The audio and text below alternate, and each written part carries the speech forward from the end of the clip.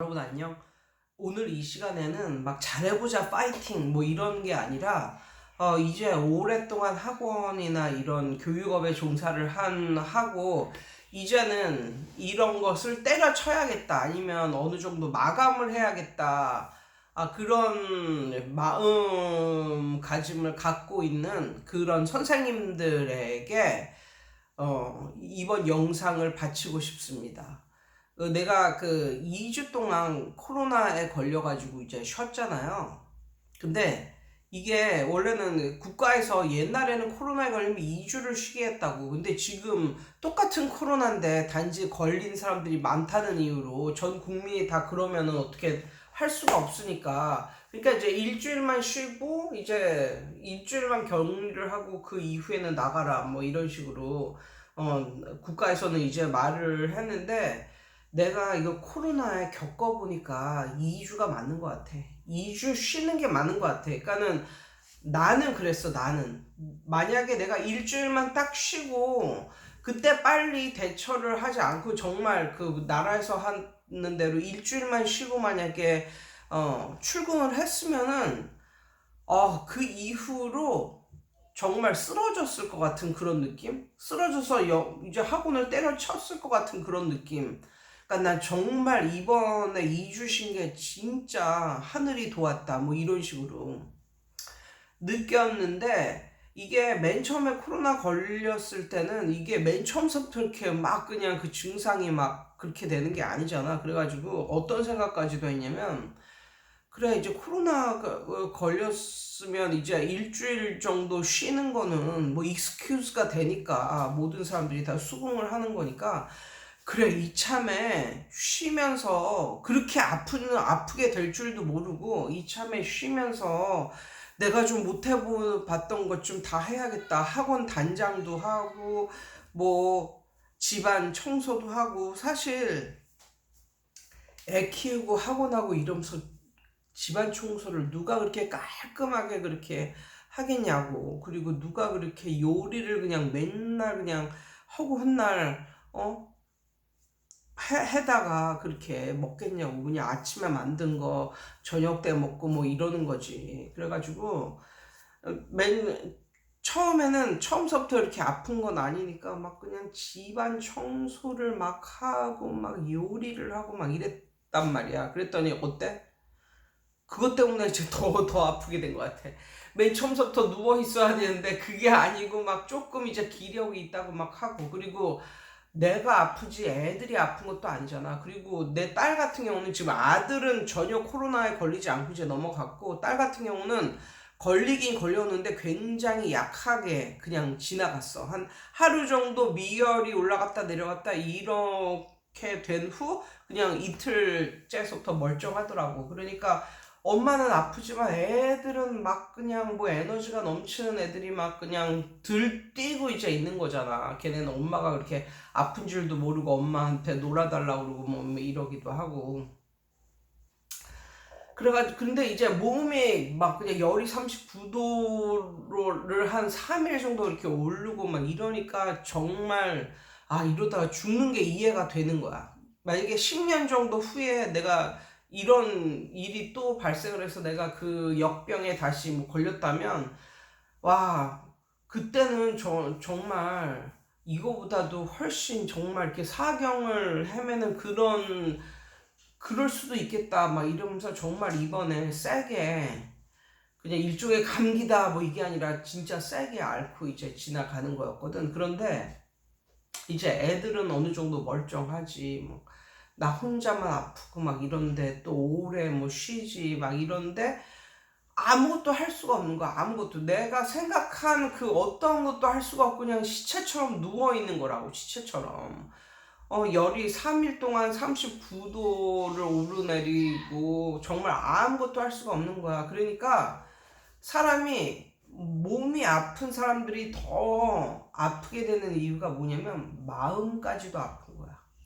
이제는 마음까지도 아프게 되는 거야. 그래서 그렇게 해서 일주일이 그냥 지나갔어. 나는 아무것도 못하고 뭐 내가 생각했던 대로 뭐 열심히 뭐 집을 완전히 청소를 하거나 아니면 막 맛있는 그냥 반찬을 뭐 몇 가지 뭐 10대까지 뭐 만들어 놓거나 뭐 이런 걸 할 수가 없이 그냥 첫날 쉬는 날 첫날 조금 뭐 청소하고 뭐 약간 뭐 그랬지, 이틀서부터는 완전히 고꾸라졌으니까, 완전히 누워만 있었으니까. 그러다 보니까 그냥 일주일이 그냥 가버린 거야. 근데 일주일이 갔는데도 이게 회복이 안 돼. 회복이 안 돼. 안 되겠다. 이 상태로 나가면 진짜 이건 큰일 나겠다. 그래가지고 이제 다시 일주일을 쉬게 된 거고, 지금은 이제서야 지금은 이제 멀쩡해져가지고 오늘 이제 교회를 갔고, 내가 원래 교회에서 봉사도 하거든. 그래가지고 2주를 쉬고 혼자 갔는데, 아유 웬걸 교회 선생님들이 다 코로나에 걸리고 막 이래가지고 봉사하는 사람이 나밖에 없는 거야. 그리고 원래는 봉사하는 사람 한 4-5명 계셨는데 나밖에 없는 거야. 그래가지고 남편까지 불러가지고 봉사를 같이 시키고 이랬거든. 근데 교회를 아플 때는 이제 교회 봉사도 못하는구나. 이제 아플 때는 너무 아프니까 나 이제 교회 봉사를 앞으로는 못하겠다 뭐 이런 생각도 들고, 정말 아프면 정말 마음까지도 어둡고 아파지니까 정말 우울하고, 그러니까 우울함 플러스 아픔, 그러니까 정말 이 마음이나 몸이나 정말 너무너무 힘들더라고. 너무너무 힘든데 또 어떤 마음이 드냐면, 그래도 오래 쉬었는데 내가 하고 싶은 막 블로그에 막 열심히 막 올려서 막 광고도 하고 집안도 정말 깔끔하게 치우고 반찬도 많이 만들어 놓고 뭐 이런 걸 하나도 못하고 그냥 시간만 가니까 정말 마음적으로 우울하더라고. 그러면서 이렇게 우울하면서도 또 거기에 또 플러스 또 우울한 마음이 생기니까 뭐까지 생기냐면, 이러다가 난 정말 또 망하게 될 수도 있겠다 뭐 이런 생각도 드는 거야. 왜냐면 내가 있는 동네는 그렇게 잘하는 애들이 많지도 않을 뿐더러 어떤 여태까지는 여기에 없었던 획기적인 결과를 보여줬을지라도 그것 때문에 뭐 광고가 되고 선전이 돼서 애들이 들어오는 그런 게 아니라, 정말 공부를 하겠다는 애들은 정말 너무너무 적은 퍼센티지가 이렇게 있어. 나는 걔네들을 이제 더욱더 갈고 닦이고 뭐 이런 건데, 애들이 고학년 정도가 되면 다 나가요. 그래가지고 내 거를 계속 보아온 사람들은 알겠지만, 초등학교 1, 2학년 애들 중에 천재소녀 2명 있었거든. 걔네도 이제 대치동으로 나갔고, 그리고 꽤 똘똘한 또 초등학교 3학년 애도 또 분당으로 또 이사 갔고, 또 여태까지 내가 형은 6년, 동생은 4년 가르치는 애들이 있거든.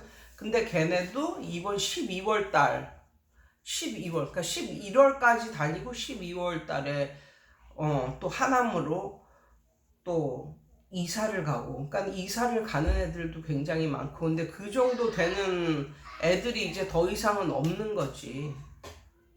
그러니까는 뭐 그런 마음도 들고 뭐 이러다 보니까, 그리고 또 일주일만 쉬었을 때는, 그러니까 7월에 하루 20일 수업 중에 하루가 남고 8월에 20일 수업 중에 3일이 남고 이래가지고 일주일을 쉰다고 해도 나는 뭐 그 부모님이나 학생들에게 뭐 환불해줄 그런 게 없었는데, 내가 일주일을 더 쉬면서 어떻게, 그러니까는 2주일을 쉬는 거잖아. 2주일이면 15일을 쉬는 건데, 14박 15일을 쉬는 건데 어떻게 그걸 쉬고 돈을 다 받겠냐고. 그래가지고 뭐라 그랬냐면, 반만 받겠다. 이번 달에는 내가 반을 쉬었으니까 정말 반만 받겠습니다. 이렇게 공지를 이렇게 올렸어.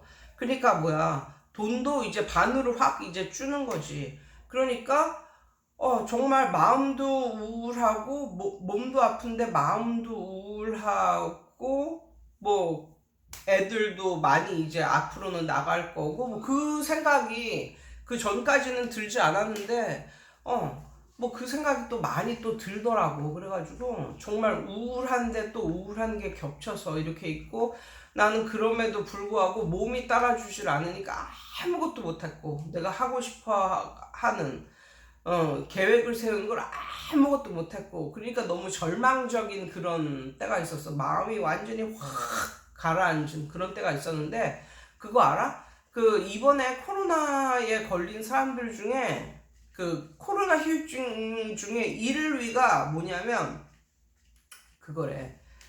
우울증, 우울감. 1위가 우울감. 1위가 우울감이고, 뭐 2위가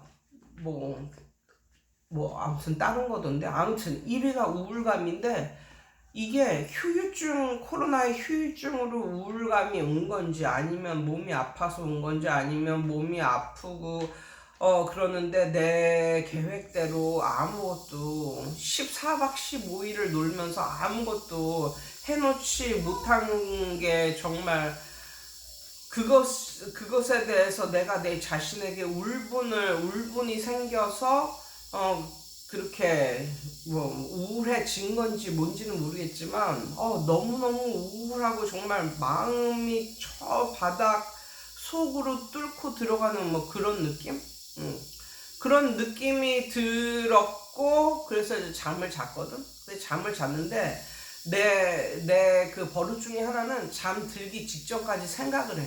그리고 어쩔 때는 잠들기 직전까지 생각을 하고 깨어나자마자 생각을 하는 그런 게 나의 그런 버릇 중에 하나거든. 습관이나 버릇 중에 하나라고. 근데 나는 모든 사람들이 다 나처럼 사는 줄 알았는데 그렇지가 않더라고. 나는 생각을 끊임없이 하거든. 멈춤이 없이. 아무튼 그게 그렇게 생각을 하면 뭔가 어떤 게 떠오르는 그런 때가 굉장히 많거든. 근데 그날도 너무너무 우울하게 이제 잠이 들었는데, 새벽쯤에 어떤 영상 같은 게 이렇게 마음속에 확 떠오르냐면, 마라토너 있잖아. 마라토너가 거의 결승전에 그러니까 중반을 넘어서고 이제는 결승전을 이제 앞둔 그런 마라토너의 모습이 내 모습으로 겹쳐서 이렇게 보이더라고. 그러면서 어떤 생각이 드냐면, 너무 네 자신에 대해서 실망하거나 걱정하지 마. 너가 그러니까 마라톤을 이제 마무리해가는 그런 사람이 마라톤 처음 뛰는 그런 사람하고 비교를 할 수 있겠냐? 그런 사람하고 비교를 할 수 있겠냐? 지금 마라톤을 막 뛰는 사람들은 뭐 피곤함이라는 걸 모르고 정말 너무 쌩쌩하게 이렇게 달리지만, 너는 네 인생에 있어서 마라톤을 이제는 마무리하는 그런 시점에 있는 애야. 이러면서 어떻게 너의 그 열심과 마라톤을 이제 시작하는 사람의 열심을 누가 비교를 해서 너 보고 뭐라고 하겠냐? 응? 너는 그래도 그나마 최선을 다해서 살아왔다. 그러면서 또 그때 뭐가 오버랩이 되어지냐면, 애들이 완전 깐난장이 있대.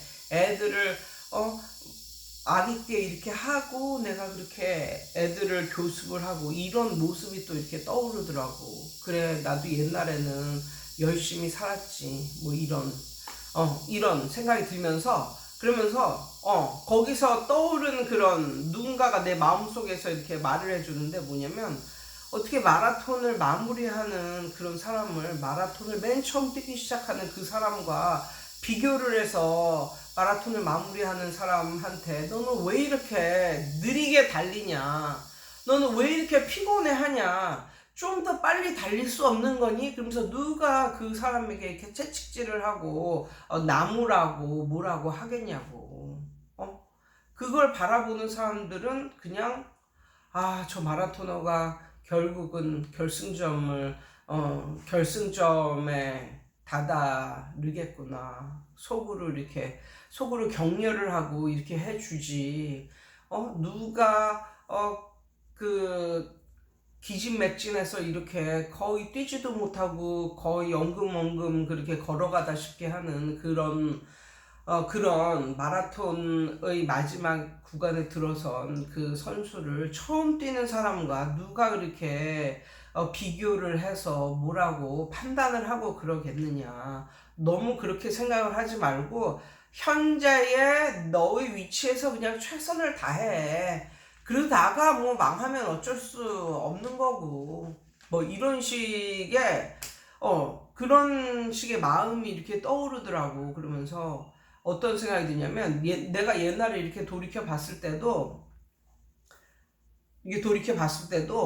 이렇게 큰 학원에 만 8년 있다가 이제 내 거를 차렸잖아. 그리고 나서 또 만 7년 만에 학원을 접었잖아. 근데 그때 만약에 학원을 접지 않고 내가 그 두 손 두 발 들지 않고 그때 학원을 접지 않고 내가 그걸 어떻게 해서든지 계속 가려고 했었으면 지금처럼 이렇게 여유 있고 행복하고 이런 삶을 안 살았을 것 같고, 그리고 만약에 내가 1년의 쉼의 기간도 없이 그렇게 계속 그렇게 질주를 했었으면 정말 내 인생에 있어서 가정, 가족 이런 게 없었을 것 같아. 이런 게 없었을 것 같아. 그래서 사람이 어떤 행동을 하건 어떻게 결론을 내건 그거는 진짜 사람 안에는 자기가 자기 인생을 이끌어가는 그게 있는 것 같아. 그 씨앗이 있는 것 같아. 그러니까 아무도 그게 부모라 할지라도 넌 이렇게 살아야 된다. 넌 왜 이렇게 사니? 이렇게 말을 할 수가 없다고. 그러니까 그 사람도 그렇게 살고 싶어서 사는 게 아니라 몸이 그렇게 어쩔 수 없이 그렇게 돼서 그렇게 사는 거야. 어떤 요인인지는 모르겠지만. 그런데 중요한 거는 그래도 남이 조언해주고 이런 걸 따라서 사는 것보다는 자기가 결정을 해서 자기가 사는 게 그냥 그대로 내버려 둬서 알아서 살게 하는 게 그게 가장 잘 사는 길이더라고. 그게 가장 잘 사는 길이야. 그래서 한번 시작한 걸 진짜 끝까지 가는 사람도 정말 훌륭한 사람이라고 볼 수 있지만 이게 하다가 안 되면 그것을 그만두고 어느 정도의 휴식의 시간을 갖고 그리고 다시 마라톤을 쌩쌩한 그런 마음으로 다시 마라톤을 다시 시작할 수도 있겠구나 이런 생각이 드는 거야. 아무도 모든 사람들에게 인생에 있어서 단 한 번의 마라톤만 있는 것은 아니라고 생각해. 어떤 사람은 그 마라톤이 막 5년에 한 번씩 있을 수도 있고, 나처럼 약 한 만 7년에 한 번씩 그런 마라톤이 그 마라톤을 뛰고 마무리를 짓고 충분히 휴식을 하고 그 다음에 다시 마라톤을 뛰고 뭐 이런. 그러니까는 뭐 평생에 있어서 단 한 번에 정말 긴 마라톤을 뛰는 사람도 있겠지만 정말 마라톤을 이렇게 길게 몇 년 단위로 해서 계속 달려가는 사람, 이 사람들도 훌륭한 마라토너라는 생각이 듭니다. 예.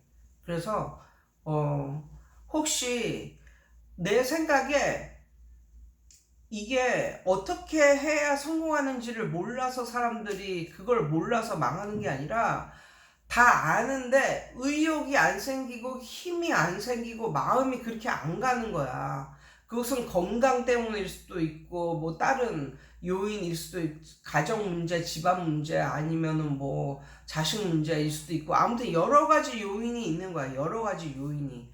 그런데 그렇다고 인생에 있어서 딱 한 번의 마라톤만 뛴 사람들이 제일 잘한 거고 마라톤을 뛰다가 마감을 하고 또 쉬었다가 다시 뛴다고 해서 뭐 그 사람이 그 사람은 또 그렇게 자기의 인생을 또 살아가는 거고 그게 그 사람에게 최고의 또 인생이 될 수도 있는 거고. 그러니까 남의 인생에 대해서 어쩌고 저쩌고 왈가왈부하지 말자. 그리고 내 생각인데 어떻게 해서든지 그 1년 1년 정도의 기간 동안 정말 이게 회복이 안 된다면 열정도 건강도 마음도 잘하고는 싶은데 이게 회복이 안 된다면 그 정도 갔으면 난 과감하게 때려치고 쉬는 걸 선택을 하는 것도 나쁘지 않은 것 같아요. 나쁘지 않은 것 같아. 그러니까 모든 것의 결정은 본인 안에 있다니까. 그리고 본인이 그렇게 그만두고 싶고 때려치고 싶다는 마음이 들면은 그것도 그 사람을 위해서 좋은 일이라는 생각이 들어. 언젠가 뭐 이런 어떤 프로그램을 봤는데 이런 말을 하더라고. 그 어떤 그 전문가라는 사람이 내가 요것만 할 줄 안다고 이거 아니면은 굶어 죽고 못 살고 이럴 것 같겠지만 이거를 놓는 순간 그동안은 내가 요거로밖에 먹고 살 게 없다고 생각을 해서 이렇게 처절하게 이것을 잡고 살아왔지만 이것을 놓는 순간 다른 게 보인다. 그리고 그걸 너는 더 잘할 수도 있다. 뭐 이런 식으로 말을 하더라고. 그 말을 한 게 기독교 방송의 주영훈 씨인가? 뭐 이렇게 그런 것 같은데 아무튼 본인이 봤을 때 한 1년 정도의 기간 동안 이게 회복이 너무너무 안 되고 잘 하고 싶은 이런 의욕도 욕구도 뭐 아무것도 안 생긴다면 그거는 과감하게 그 일을 때려치고 쉴 때가 되진 않았나 뭐 이런 생각을 해보며 절대로 마라톤 처음 뛰는 사람과 마라톤을 마무리 짓는 그 처절한 그 상태에 있는 사람을 속도 모르고 이렇게 비교를 하지는 말자. 그리고 본인도 자신을 남과 그렇게 비교를 해가지고 왜 저 사람들은 저렇게 잘하고 있는데 나는 이 모양 이 꼴일까 이렇게 말을 하지 말자. 생각을 해보면 저 사람들이 살아왔던 것과 네가 여태까지 살아왔던 거는 다르다. 그래서 어느 정도는 그런 일이 생기면 수긍을 하고 때려치고 쉬어보자. 그리고 모든 결론은 자신에게 있고 자신의 마음을 따라가는 것이 가장 좋은 결론에 도달할 수 있는 길이다 라는 말씀을 드려봅니다. 예, 여러분 오늘도 좋은 하루 되세요.